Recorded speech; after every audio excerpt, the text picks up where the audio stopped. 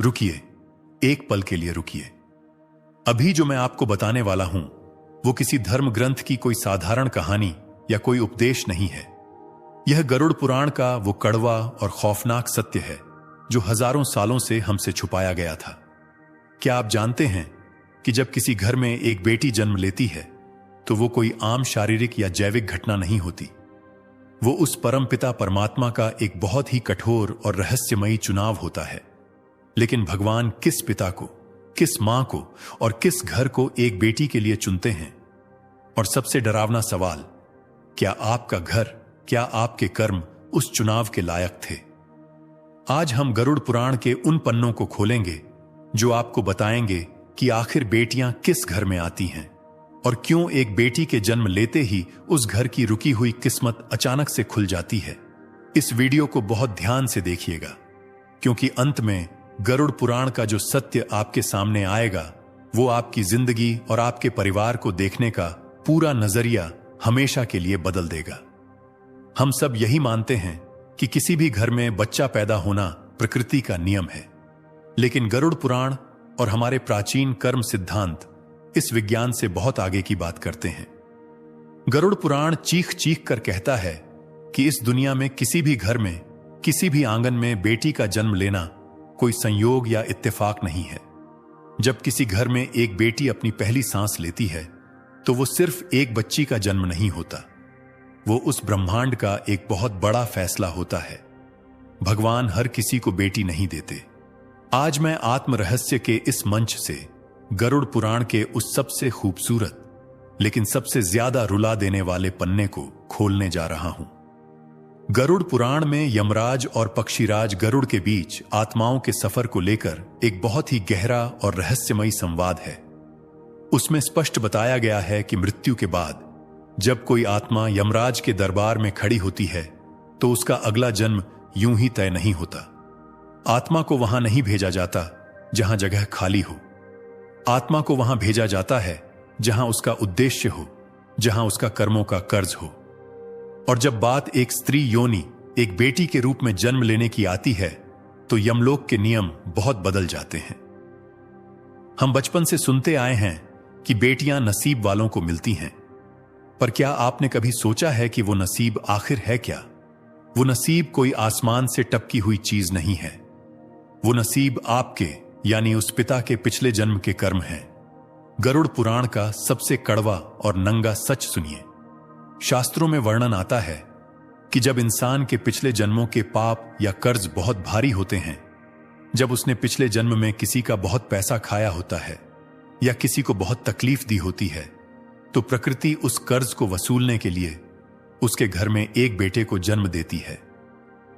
जी हां, आपने बिल्कुल सही सुना।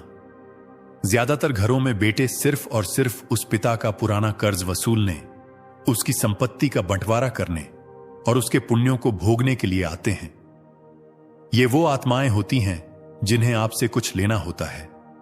लेकिन इसके बिल्कुल विपरीत, जब किसी इंसान के पिछले जन्मों के पुण्य अपने चरम पर होते हैं, जब उसने पिछले जन्म में बिना किसी स्वार्थ के लोगों की मदद की होती है, भूखों को खाना खिलाया होता है, किसी रोते हुए इंसान के आंसू पोंछे होते हैं, तब वो प्रकृति उस इंसान को फल देने के लिए उसके घर में एक बेटी को जन्म देती है। बेटी वो आत्मा होती है जिसे आपसे कुछ लेना नहीं होता, बल्कि वो आपको अपना सब कुछ देने आती है। यही वजह है कि आपने अक्सर देखा होगा कि जब किसी घर में बेटी का जन्म होता है तो उस घर की ऊर्जा, उस घर का आभा मंडल अचानक से बदल जाता है। जो पिता कल तक बहुत कठोर था, बहुत गुस्से वाला था, जो छोटी छोटी बातों पर झल्ला उठता था, वो अपनी उस छोटी सी बच्ची को गोद में उठाते ही बिल्कुल मोम की तरह पिघल जाता है। उसके अंदर से एक ऐसी करुणा, एक ऐसा प्रेम फूट पड़ता है जिसके बारे में उसे खुद भी नहीं पता था। यह कोई चमत्कार नहीं है, यह उस पवित्र आत्मा का कमाल है। गरुड़ पुराण कहता है कि बेटियां अपने साथ ब्रह्मांड की सबसे शुद्ध और सबसे कोमल ऊर्जा लेकर आती हैं। जब वो उस घर में सांस लेती हैं तो उनके आभा मंडल से एक ऐसा कंपन निकलता है जो उस घर की सारी नकारात्मकता, सारे क्लेश और सारे दरिद्रता के जालों को काट देता है। हम सदियों से एक मुहावरा सुनते आए हैं कि बेटी तो घर की लक्ष्मी होती है, लेकिन हम इंसानों की बुद्धि इतनी छोटी है कि हमने लक्ष्मी का मतलब सिर्फ पैसा या धन समझ लिया। हमने लक्ष्मी को सिर्फ सोने और चांदी के सिक्कों में तौल दिया। गरुड़ पुराण और देवी भागवत महापुराण में बहुत ही स्पष्ट शब्दों में बताया गया है कि लक्ष्मी सिर्फ पैसों की देवी नहीं है। लक्ष्मी संतुलन की देवी है, लक्ष्मी शांति की देवी है, लक्ष्मी चेतना और करुणा की देवी है। और यह लक्ष्मी, यह सकारात्मक ऊर्जा उस घर में कभी नहीं टिकती जहां लोगों का आपस में अपमान होता हो, जहां बात बात पर गालियां दी जाती हों, जहां स्त्रियों को पैरों की जूती समझा जाता हो और जहां सिर्फ और सिर्फ स्वार्थ का बोलबाला हो। तो जब हम कहते हैं कि बेटी लक्ष्मी है, तो इसका असली मतलब यह है कि भगवान ने उस बेटी को एक बदलाव का दूत बनाकर आपके घर भेजा है। वो खाली हाथ नहीं आती, वो अपने साथ अपने उन संचित पुण्यों को लेकर आती है जो उसने अपनी पिछली कई यात्राओं में कमाए थे। जब वो नन्हे नन्हे कदमों से आपके घर में चलना शुरू करती है, तो वो असल में आपके घर के वास्तु दोषों को, आपके घर की उस भारी ऊर्जा को अपने पैरों तले खत्म कर रही होती है। यही कारण है कि आपने अपने आसपास, अपने समाज में ऐसे कई परिवार देखे होंगे जो बेटी के जन्म से पहले कर्ज में डूबे हुए थे, जिनके घर में हमेशा कंगाली छाई रहती थी। लेकिन जैसे ही उस आंगन में बेटी की किलकारियां गूंजीं, अचानक से उस पिता का व्यापार चल पड़ा। उसकी रुकी हुई तरक्की होने लगी। घर में अचानक से सुख और शांति ने डेरा डाल लिया। लोग इसे सिर्फ एक संयोग मान लेते हैं। लोग कहते हैं कि अरे बच्चे के पैर शुभ हैं, पर हकीकत में शास्त्र इसे पुण्यों का हस्तांतरण मानते हैं। उस बेटी की पवित्र आत्मा अपने पिता के कष्टों को देखकर अपने पुण्यों का एक हिस्सा अपने पिता के आभा मंडल में डाल देती है। वो अपने भाग्य से, अपनी किस्मत से उस पूरे परिवार को पालने लगती है। लेकिन अब यहां पर एक बहुत ही गहरा और बहुत ही डरावना सवाल पैदा होता है। अगर बेटियां सच में इतनी पवित्र होती हैं, अगर वो पुण्यों का फल होती हैं, तो फिर आज के समाज में कई घरों में बेटियों के जन्म पर मातम क्यों मनाया जाता है? क्यों आज भी कुछ परिवारों में जब वैद्य या डॉक्टर कहता है कि बेटी हुई है, तो पिता का मुंह लटक जाता है, दादी मुंह फेर लेती है? क्यों बेटियों को जन्म से पहले ही गर्भ में मार दिया जाता है, या जन्म लेने के बाद उन्हें जिंदगी भर यह एहसास दिलाया जाता है कि वो एक बोझ हैं, पराया धन है? यह सवाल बहुत ही महत्वपूर्ण है और इसका जवाब आपको गरुड़ पुराण के उस कर्म सिद्धांत में मिलेगा जिसे सुनकर आपकी रूह कांप जाएगी। शास्त्रों में वर्णन आता है कि यमलोक से जो आत्मा धरती पर आने के लिए निकलती है, वो मां के गर्भ में आने से पहले ही उस परिवार की, उन माता पिता के विचारों की ऊर्जा को महसूस कर लेती है। अगर उस परिवार के मन में डर है, अगर उनके अंदर बेटी को लेकर लालच है कि दहेज देना पड़ेगा, अगर उनके मन में स्त्री के प्रति कोई सम्मान नहीं है, तो कोई भी उच्च कोटि की आत्मा, कोई भी शुद्ध और पवित्र आत्मा उस गर्भ में प्रवेश नहीं करती। वो आत्मा उस गंदे आंगन से वापस लौट जाती है। और फिर उस घर में कौन जन्म लेता है? उस घर में जन्म लेती है एक ऐसी आत्मा जो पिछले जन्म में उसी परिवार की कोई बहुत बड़ी दुश्मन रही हो। गरुड़ पुराण कहता है कि जब आप एक बेटी को, एक स्त्री को बोझ समझते हैं, तो आप असल में अपना ही विनाश बुला रहे होते हैं। लेकिन कभी कभी इस नियम का एक अपवाद भी होता है, एक ऐसा सच जो आपकी आंखों में आंसू ला देगा। कभी कभी बहुत ही पुरानी सोच वाले, बहुत ही कठोर और लालची परिवारों में भी एक बहुत ही शुद्ध और पवित्र बेटी जन्म ले लेती है। वो उस घर में आती है जहां उसे प्यार नहीं मिलता, जहां उसे बेटों के बराबर हक नहीं मिलता। ऐसा क्यों होता है? गरुड़ पुराण के अनुसार ऐसी बेटियां साधारण आत्माएं नहीं होती। ये परिवर्तनकारी आत्माएं होती हैं। ये सबसे शक्तिशाली आत्माएं होती हैं। ये उस घर में इसीलिए नहीं आती क्योंकि वो घर अच्छा है। ये उस घर में इसलिए आती हैं ताकि उस घर के अंधेरे को चीर सकें। जैसे एक दीपक को अगर आप अंधेरे कमरे में रख दें, तो वो दीपक यह शिकायत नहीं करता कि यहां कितना अंधेरा है। वो दीपक चुपचाप जलकर उस कमरे को रोशन कर देता है। ठीक वैसे ही ये कोमल सी बेटियां अपने स्वभाव से, अपनी मुस्कान से, अपने निस्वार्थ प्रेम से और अपनी जिद से उस कठोर पिता के हृदय को बदल देती है। वो उस पत्थर दिल दादा दादी के दृष्टिकोण को बदल देती है। वो उस घर में पैदा होती हैं जिसे बदलना असंभव लगता था, और वो उस पूरे परिवार की चेतना को, उनके सोचने के तरीके को जड़ से उखाड़कर एक नया रूप दे देती है। ये बेटियां उस परिवार के लिए एक परीक्षा भी होती हैं और एक वरदान भी।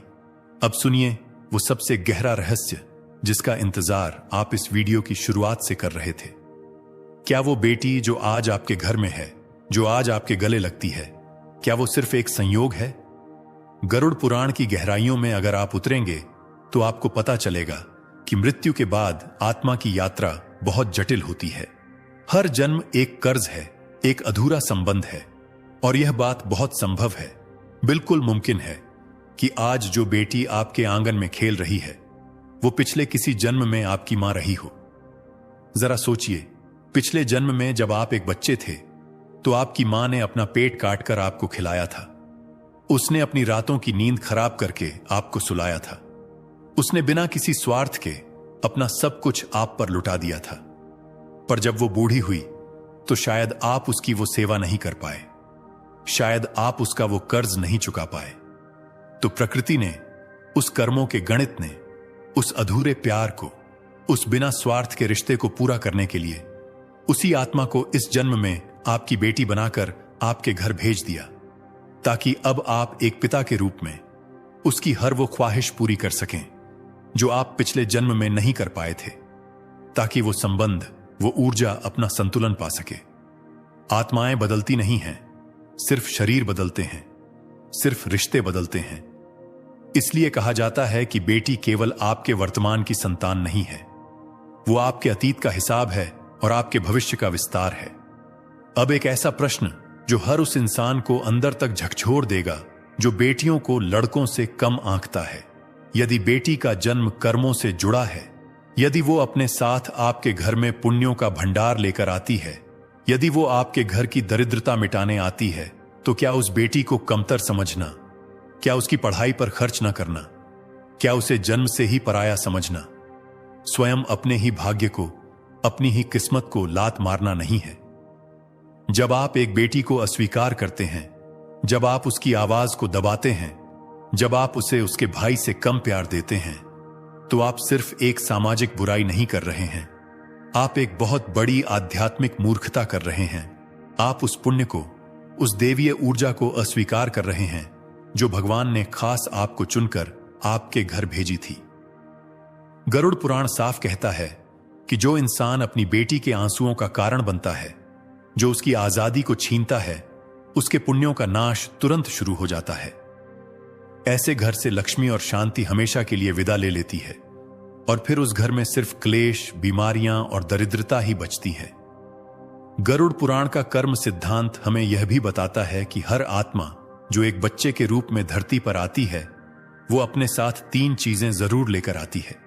पहली, अपने पूर्व जन्म के संस्कार, दूसरी, अपने अधूरे कर्मों का हिसाब, और तीसरी, एक उद्देश्य।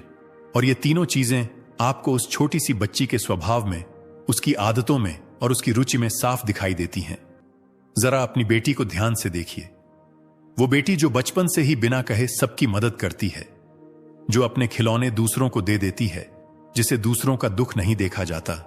शायद वो पिछले किसी जन्म की कोई बहुत बड़ी संत रही हो, जो इस जन्म में आपके घर करुणा और प्रेम का संदेश लेकर आई है।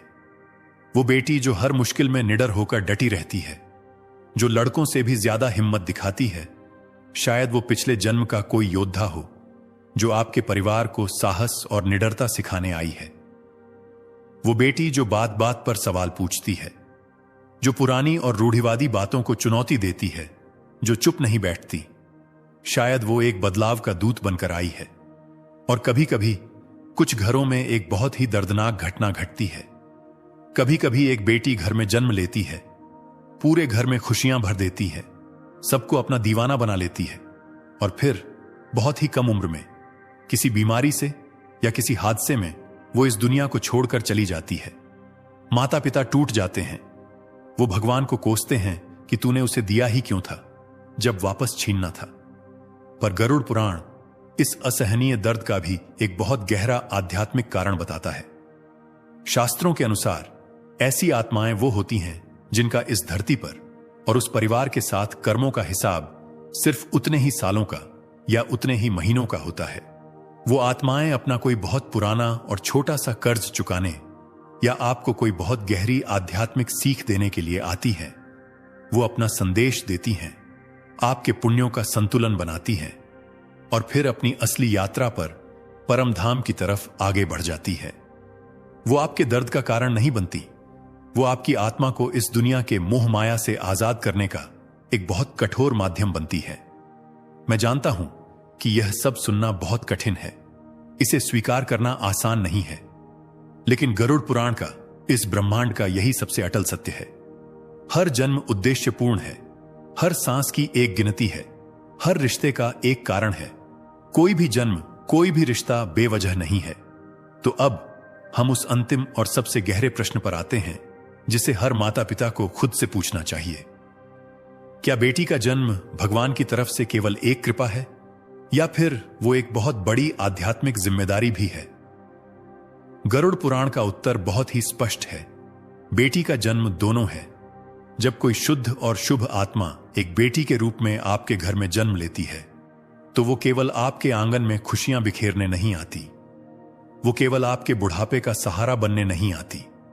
वो उस घर की चेतना को, उस परिवार के आध्यात्मिक स्तर को ऊंचा उठाने आती है और इसके बदले में उस परिवार का, उस पिता का यह सबसे बड़ा कर्मों का दायित्व है कि वो उसे सबसे बेहतरीन शिक्षा दे, वो उसे दुनिया की हर बुरी नजर से सुरक्षा दे, लेकिन सुरक्षा के नाम पर उसे पिंजरे में न बांधे। वो उसे स्वतंत्रता दे, वो उसे अपने फैसले खुद लेने का सम्मान दे।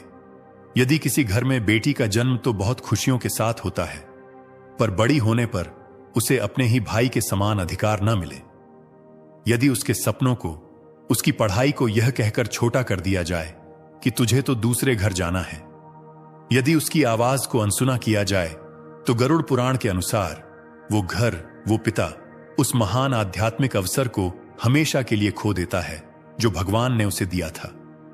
वो अपने पुण्यों को खुद अपने हाथों से आग लगा देता है। गरुड़ पुराण हमें यही सिखाता है कि जन्म लेने वाली आत्मा और उस परिवार के बीच एक बहुत ही सूक्ष्म और पवित्र अनुबंध होता है। आत्मा अपने संस्कार और पुण्य लेकर आती है और परिवार उसके पंखों को आसमान देने का दायित्व लेता है। यह रिश्ता केवल खाना खिलाने या कपड़े पहनाने का नहीं है, यह उस आत्मा के विकास का है। और जब एक पिता इस दायित्व को